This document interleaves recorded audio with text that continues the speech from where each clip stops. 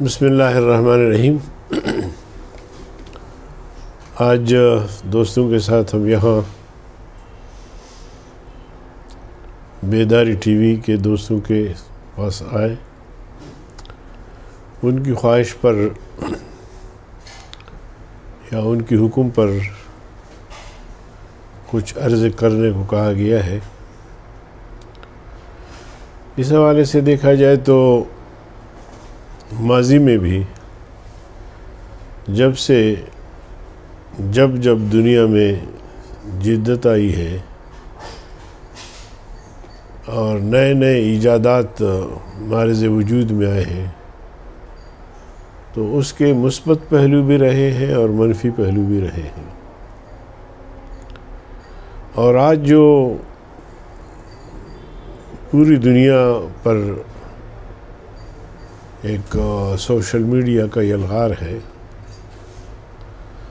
اگر اس کے مثبت پہلو بھی ہے اور منفی پہلو بھی ہے۔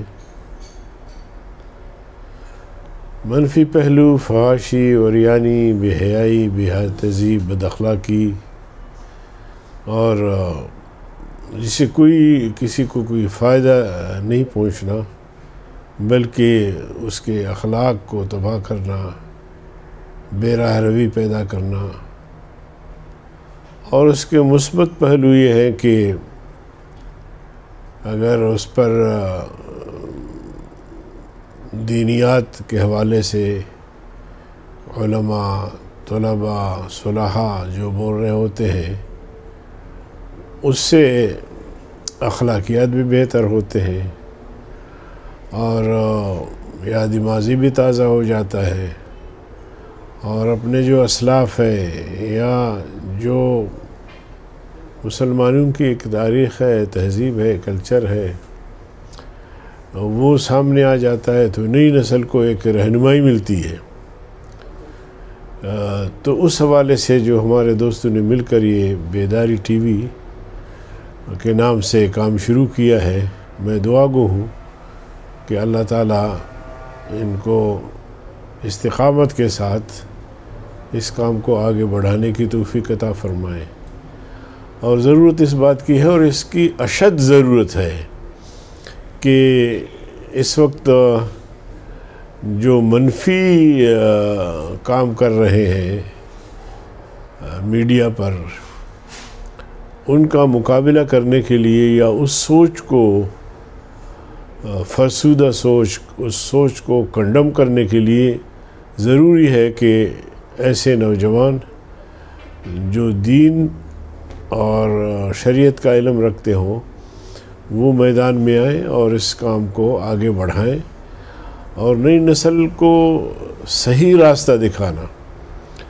یہ ہم سب کا فرض بنتا ہے کہ آج کے حالات میں یورپ میں، پوری دنیا میں، اور خاص طور پہ پاکستان میں جو ایک اسلامی فلاحی ریاست کے ہم نے خواب دیکھے تھے، اس ریاست کے اندر جس طرح بیہودگی اور جس طرح بدتمیزی، اور خاص طور پہ سوشل میڈیا پر، ٹی وی چینلز پر،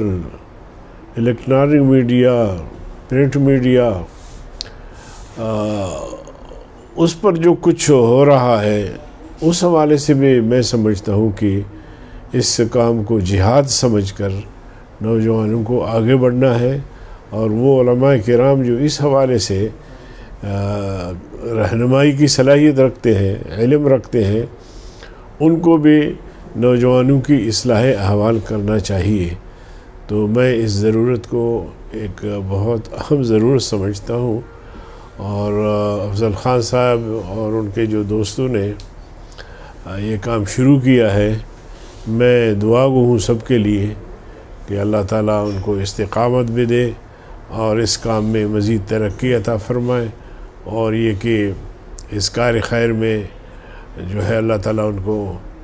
اجر عطا فرمائے اور وہ اپنا کام جاری رکھ سکے۔ السلام علیکم ورحمۃ اللہ وبرکاتہ۔